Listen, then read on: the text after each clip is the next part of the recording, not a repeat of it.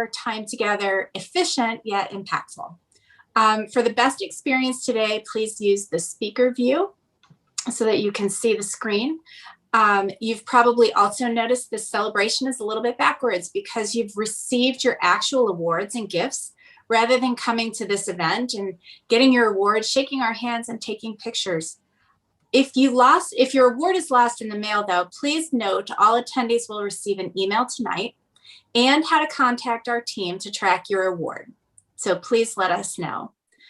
Today, we're going to celebrate 3 groups of WashU innovators. The first awards are for Inventors. 165 WashU researchers were named on a total of 65 US patents in 2020.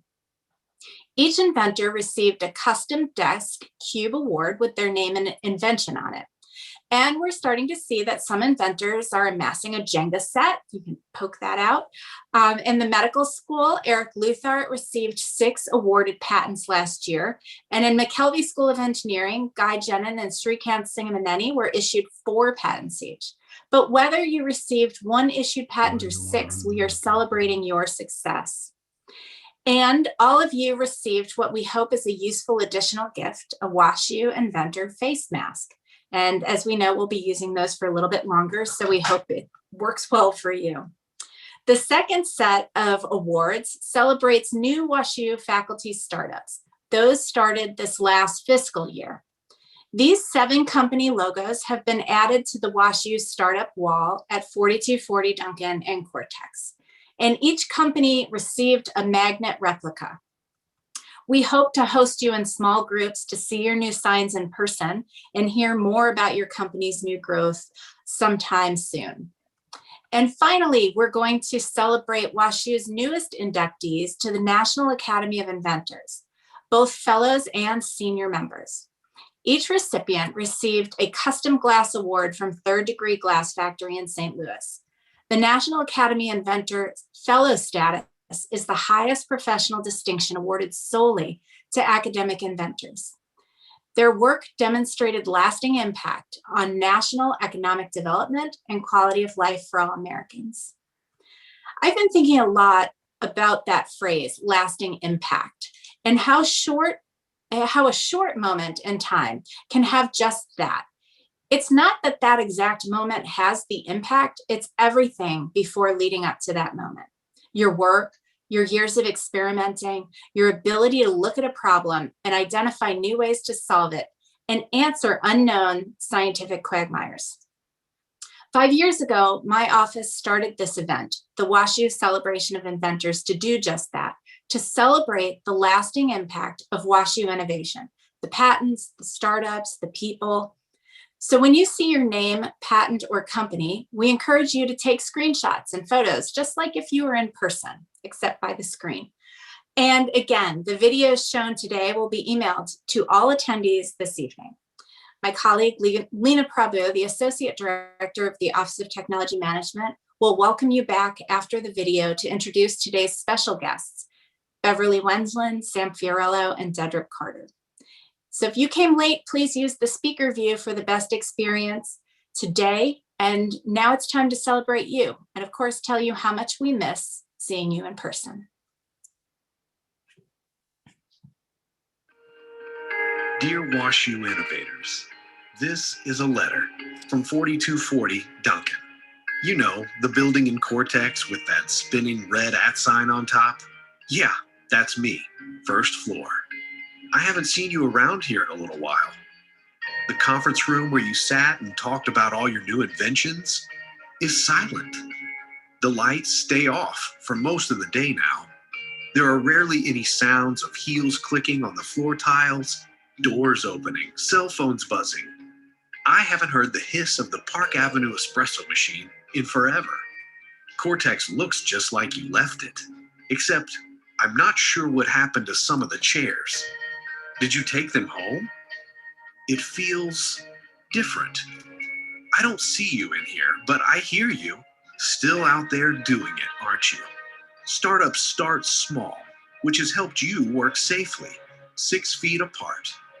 And I can hear the construction down Duncan Avenue, building a new 11-story neighbor, a neuroscience research hub that'll be here in 2023.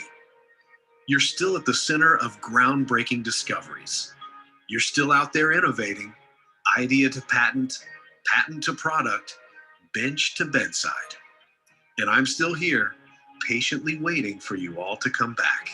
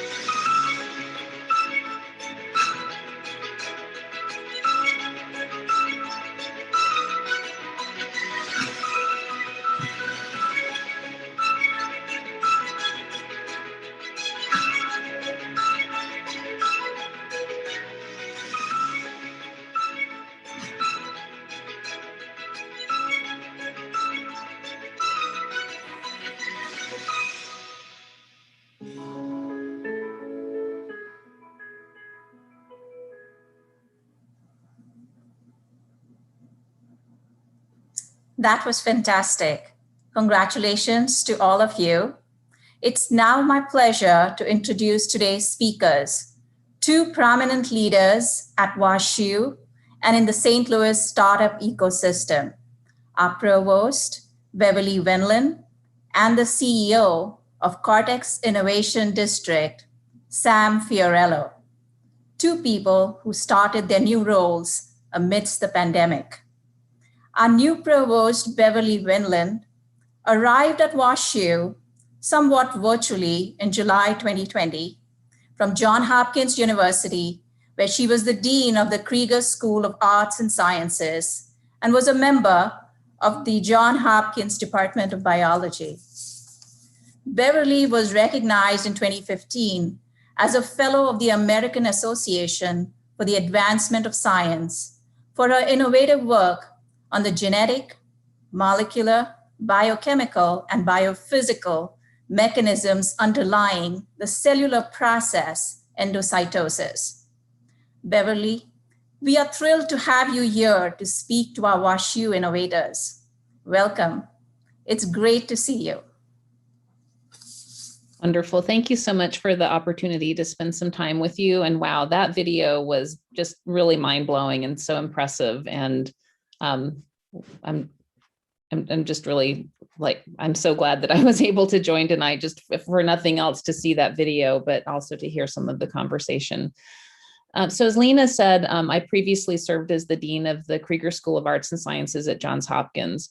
And for this audience, I wanted to just point out one of the things that I did as dean there was collaborated very closely with the dean of the Whiting School of Engineering to support our, in particular, our student innovators and entrepreneurs.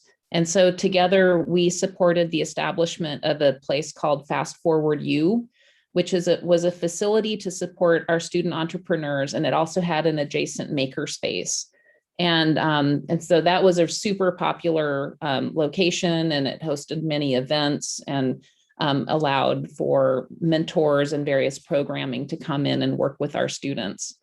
I also worked with our advancement team to support our alumni who wanted to fund our faculty with ideas that could translate into commercialization opportunities, got some kind of angel investing things going. And so I'm familiar with this territory. I recognize its importance. And so I'm so pleased to see the level of activity here, which I will tell you, to me, surpasses what I'm familiar with. So it's terrific. I'm personally a little familiar with the territory of innovation and invention. My father, in fact, fancied himself a bit of an inventor. So for example, when I was a baby, he had a company based on a water purification system that he developed. And that was way back before reverse osmosis was widely used. So it used a different approach.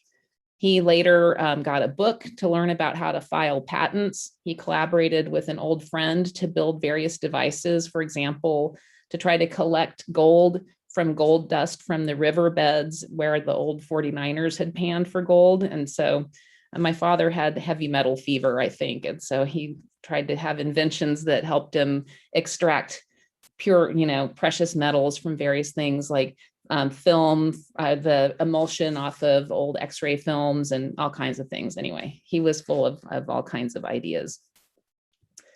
And as far as a university goes, I really believe strongly in the importance of tech transfer and commercial development to allow for the full realization of the good that can be done through the work that we do through our research and teaching at a university.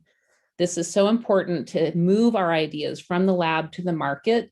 And it's very clear that this is a necessary step for a discovery to truly have impact and to be able to reach the public and to do its greatest good. So I'm really happy that we're in the process of major investments of resources in OTM and with a new focus on patents and supporting patents. And clearly there's already been a lot of activity in this area given this amazing video that we just saw. And I'm just really excited to see what the future will hold with some of the new investments that we're making in this space. And so I just really I don't want to take a lot of time here. I just want to say how supportive I am of all of the work that is going on here, how exciting that I find it all is. Our university's participation in building and feeding the local entrepreneurship ecosystem really is a key aspect of the economic development of our region. This activity creates jobs of all sorts. It creates the potential for so much more innovation and invention. It really helps make St. Louis a more exciting and a more fun place to live. It helps make our city greater. It helps us make broader contributions nationally and beyond. Over time, this is the kind of work that will help restore our reputation. And so I'm excited to see what the future holds, and I will stop there and turn it back over to Lena. Thank you. Thank you, Beverly. We are indeed fortunate to have you as a provost who's so passionate about innovation. So looking forward to working with you. Our next speaker is Sam Fiorello, the new CEO of St. Louis's Cortex Innovation District, where the Office of Technology Management is located. Sam came to Cortex with tremendous experience from his work as the Chief Operating Officer and a Senior Vice President of the Donald Danforth Plant Science Center. He helped launch 39 North, a 600-acre innovation district in Creve Coeur. I know he has some great district updates for all of us today, specifically for WashU innovators. He'll speak to us, but he also wants to hear from each one of you. We'll include his contact information in the chat box below. Welcome, Sam. It's great to see you. Thanks for having me, and what an honor to be here. And I agree with Beverly. I was just blown away watching that video and seeing those snapshots of the inventions that you all have created. And I tell you, I was talking to Dedrick and Nicole before you all came on. I was in Rome for the last 3 weeks visiting my wife and daughter. My wife is a faculty member in the Hilltop, and she is a recipient of the Rome Prize. The American Academy in Rome has a facility there and up in the hills, beautiful. But I was there visiting her. In the garden, there's a building. It's a little bit more than a shed, and it's actually the place in the 18th century where Galileo first talked about this invention of his, the telescope, and how it could be used as a tool of discovery. So it gave me chills, and I think about all of you here today, and you're not just using tools of discovery, but you're inventing the tools of discovery, and you're inventing the solutions for tomorrow. And I just think that's such an incredible thing that you're all doing. It takes courage. It takes a risk to get out of your comfort zone, and the St. Louis region, the nation, and the world is better for it. And so thanks, all of you. I did come here a little over a year ago. I was for 23 years before that at the Danforth Plant Science Center. And two of my most exciting times in my career, one was in 1997 when Dr. Danforth asked me if I would help him to breathe life into this audacious idea of creating a world-leading plant research institute. And I was honored to do it. I had a high-level job at Monsanto and a great 401k, and I knew where I was going. And I decided to take that risk and help build this from an idea to something that I hoped would be longstanding, and it would be a place to, in fact, improve the human condition. And that time was both the most terrifying time of my life, thinking, do I really know what the hell I'm doing? And is this going to work? And also the most fulfilling as we watch the pieces come together. And I tell all of you that as you especially start companies or try to go down that path, you'll experience a lot of that, and you'll experience doubts. And in fact, you're going to experience, if you're typical, a lot of failures. But I just say push through those, because at the other end of it, when you do have that chance that things happen and there's something you look back on and proud of, it'll stick with you. So I started this job in March of last year. I've only known Cortex as CEO during the time of COVID, and it was a difficult year. Cortex is a place that brings people together. It has networking events. It has collisions of people and ideas, and all of that was gone. But it did afford me and the team time to sit down and think about what we want to be in the future, what we want to be for the region and the country, not just the 220 acres that's adjacent to the Washington University School of Medicine, but it's a broader reach than that. And we decided that we were going to focus on 4 industry pillars. Life sciences, of course, leveraging the incredible partnership with Washington University, the medical school, St. Louis University and its medical school, and all of the incredible discovery that's happening there. We're also starting a new enterprise called the Global Center for Cybersecurity at Cortex, and it will be something we're going to have a launch event May 6th, and really proud of that. It's shaping up nicely. We're going to have a new pillar focusing on national security services, leveraging the large investment being made by the federal government, the over $2 billion investment for the NGA West. And then affiliated with that is another pillar on location sciences, geospatial. And so there's a confluence of location sciences for health and medicine, location sciences for food and ag, and everything else. And under those pillars and the things, those are the verticals. The horizontals are these. We are making a major commitment to be a leader in helping our region achieve its aspirations to become a national model for inclusive growth. So diversity, equity, inclusion. We're going to have a lens on everything we do and say, are we advancing that aspiration? And when it comes to measure in 3 years and 5 years and 10 years, it's not enough just to say how many jobs have been created, but who has those jobs.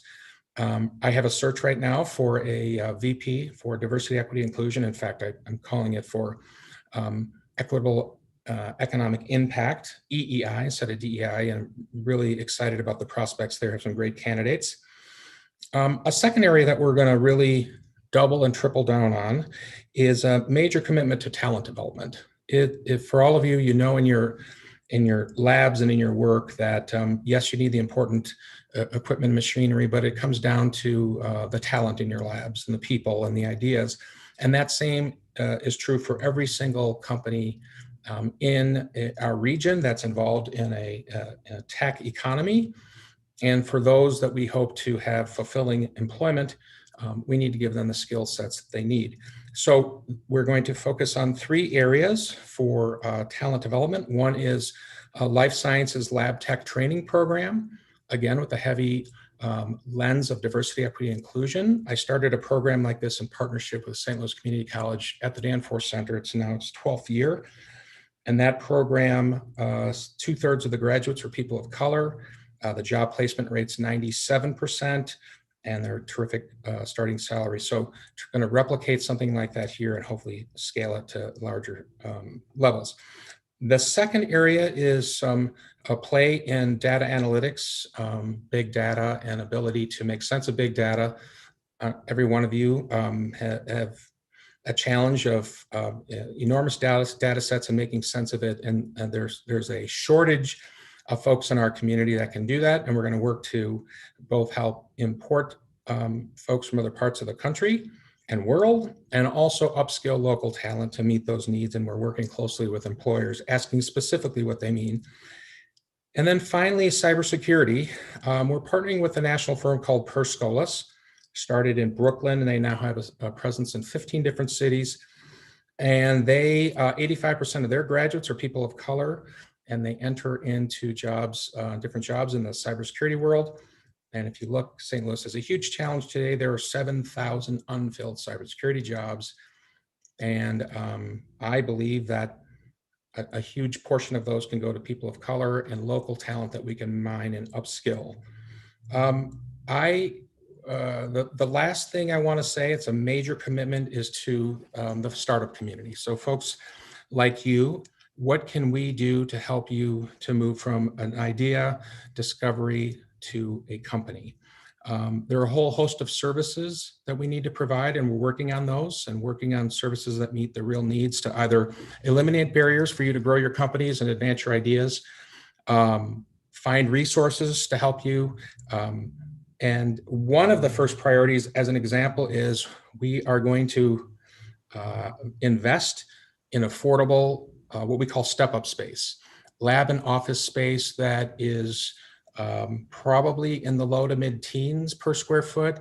You can capture them in smaller increments, 500 square foot blocks, year-to-year lease versus a 5-year commitment. Because today in our district, we have terrific incubators in Bio's Tales Biogenerator and the CET, Center for Emerging Technology. And both of those places, many of you have experienced with them, are heavily subsidized and there's a lot of support. But once you are ready to take the leap and move out of those, it's very difficult to find space in Cortex that will meet your needs. For one reason, it tends to be very expensive. A second reason is 5-year commitment, and on and on. So that is a barrier that we're going to work on and we're going to focus on and have commitment from our board. And I think it'll be a very valuable piece in the equation for all of you. I think I'll stop there. I really want to reinforce that I'd love to get to know as many of you as possible. I know that Mike Diamond and I communicated today by chance, and I'm looking forward to meeting Mike.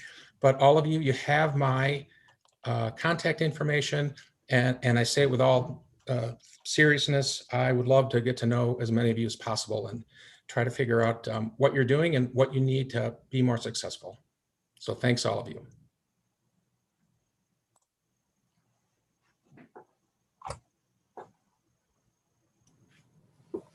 Great. Great. We want to thank you very much, Sam, for those wonderful remarks. You know, I have to sort of stop and say, wow, thank you all for this experience. You know, I used to give up meat once a year.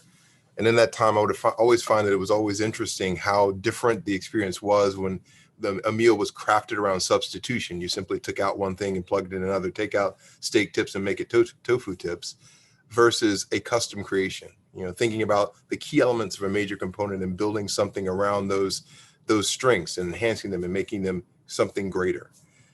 You were just a part of a crafted experience. So I thank the team at OTM for a fantastic virtual event. I want to thank our speakers, whom I count as friends and colleagues, you know, Sam Fiorello, Beverly Wendland, Alina Prabhu, Nicole Mercier, and of course, those that are behind the scenes, making sure all the trains are running very smoothly. So Kristen Otto and Lauren Kanelican and the team. Thank you. The video started off by giving homage to those that are still out there doing it. So it's still out there doing it. And that's really all of you. Throughout this pandemic, the inventive and innovative spirit has not waned. In fact, it has been fueled in wonderful ways that will bear fruits in the days to come. Powered by potential, encouraged by enthusiasm, cohered by curiosity, and realized by research, teaching, and clinical care, your work matters, and we stop and appreciate you. In fact, we celebrate you for being those that are still out there doing it. It's good to see many friends. I'm careful not to start calling names as I'll miss someone, and my mom taught me long ago that that's just bad form. So I will stick around to say hello to people who'd like to stay afterwards. And I just want to say again, thank you all for coming, and more importantly, for all that you do. So the chat room's open, and we will kind of be around for those who want to hang out and chat some more. Otherwise, we just really appreciate you. Thank you. Dedrick, I do want to say that in pure innovator fashion, we're going to pivot here a little bit because we have time. And Sam has offered to stay on and do a Q&A if anyone has questions for him. So as Dedrick said, that does conclude the program. But if you would like to stay on, you are more than welcome to. Thank you so much for coming. So anyone who, you can't miss a chance to give Sam some hard questions. Come on now. I love this. Sam, I'll start off with a softball. Sam, what's your favorite wine? Wow, that's like saying which of your kids is favorite. You know, I had some wonderful Pinot Grigio when I was in Rome just now, and so let's start with that. But I'm not exclusive. I love it. If you have questions, we can type them in the chat. Or you can just bring it up if you'd like. So I'm going to start another question then, Sam, and this is a serious one. You talked about your work to sort of create a space and place in Cortex that is as inclusive. And in the time we find ourselves, there is a huge emphasis now and more inclusion in entrepreneurship, innovation, entrepreneurship. How much of this is getting with the fad, and how much of this is something that really is deep and core to Cortex from this point forward? Well, I think it's a great question, and I'll tell you that the number one reason I decided to leave what I thought was the greatest job in the world, and at Danforth and Bridge, and I knew how to do that well, and to take the risk and come here is because I thought this was a better opportunity to advance the region's goals for more inclusion, or access to opportunity for all. And I'll tell you, Dedrick, that I'll start with macro across the region. I've spent a lot of time in the last 6 months working with a group of leaders on the new STL 2030 jobs plan.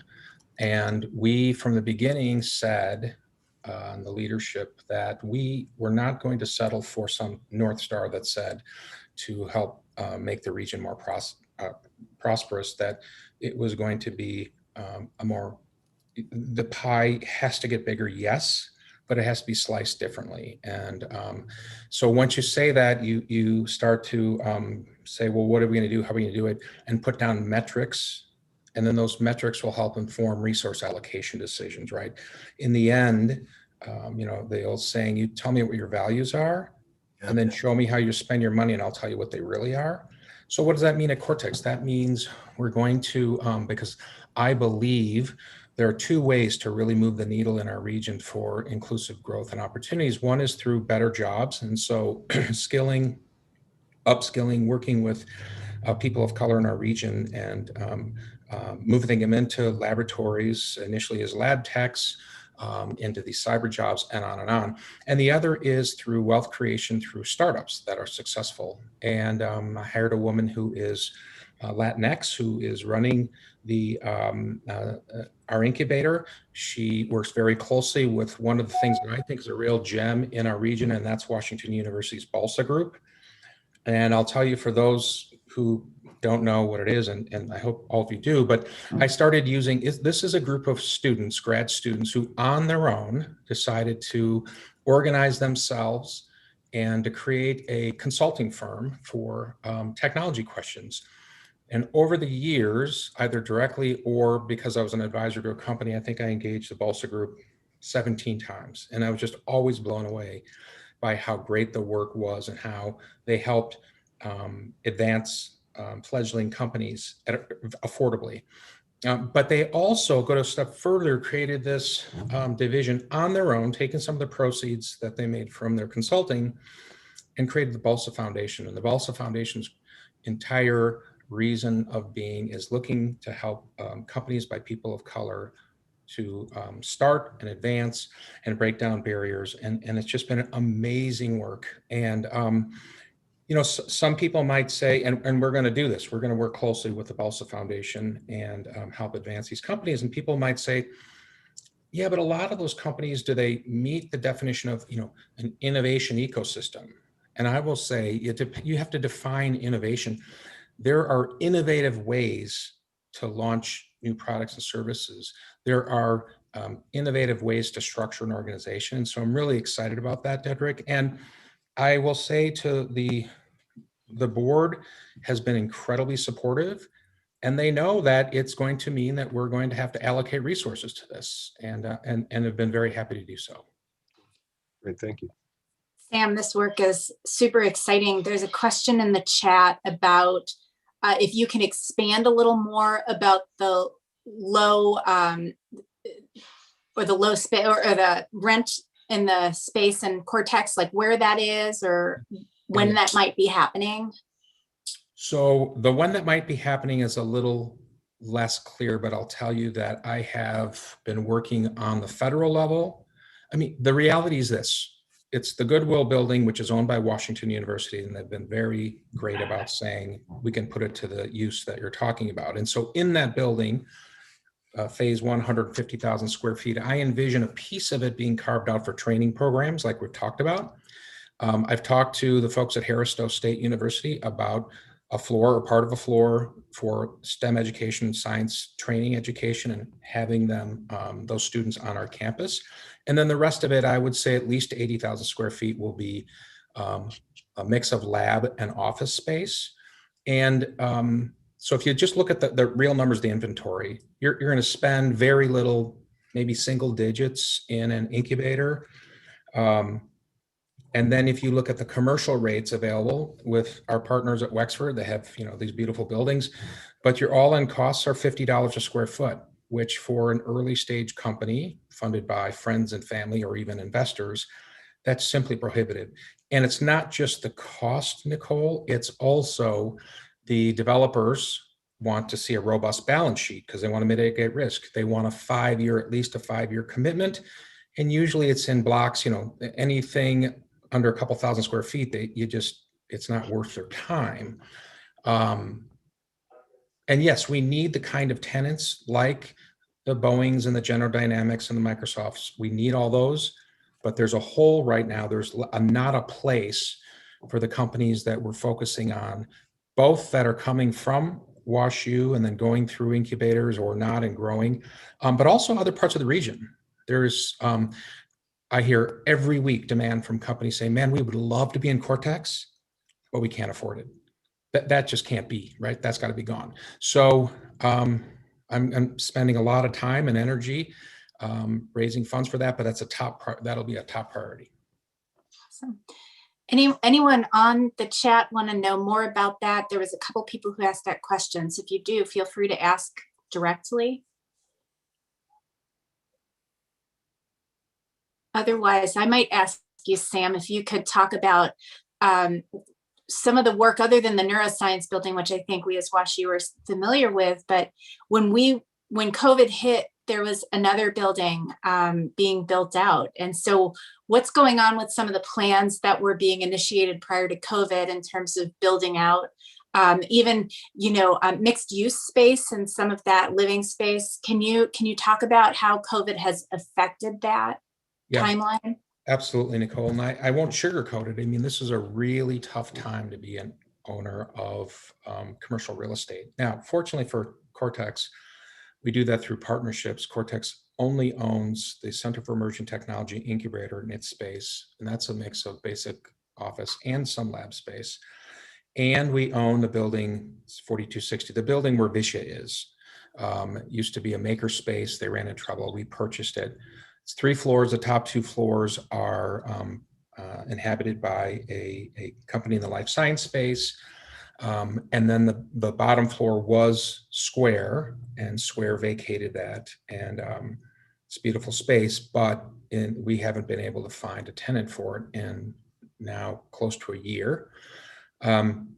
Starting to get more buzz there. The other big piece of news is, you're right, there's a plan for the next building in our offerings, Wexford Ventas building 4210. So as you're moving towards IKEA, that'll be the last one in the end.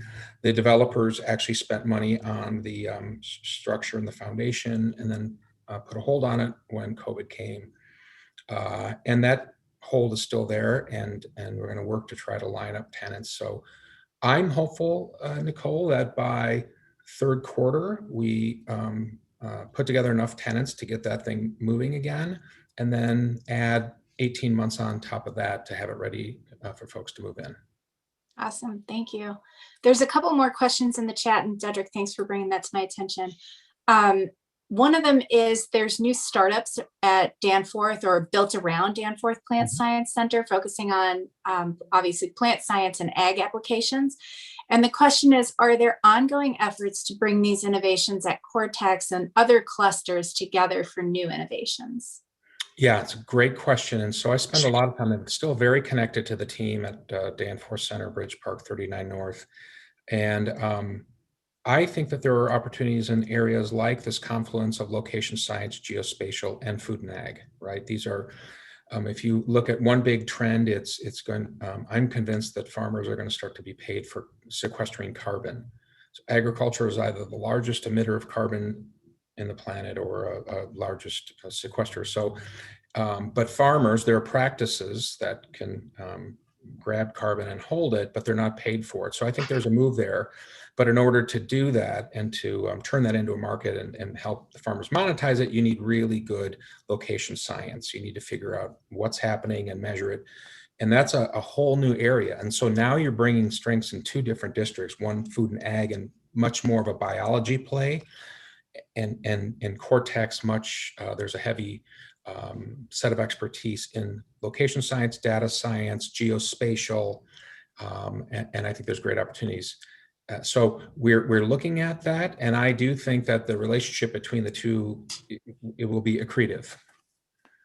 I think that's exciting. And I definitely see that overlap and where WashU can contribute there too. For sure. Another question is, are we losing startups to other regions when they get traction? And if so, what do they need to stay here in the region? I think sometimes we do. And so what is it? It could be that the startup has needs for certain kind of talent and they feel like they can't get it here.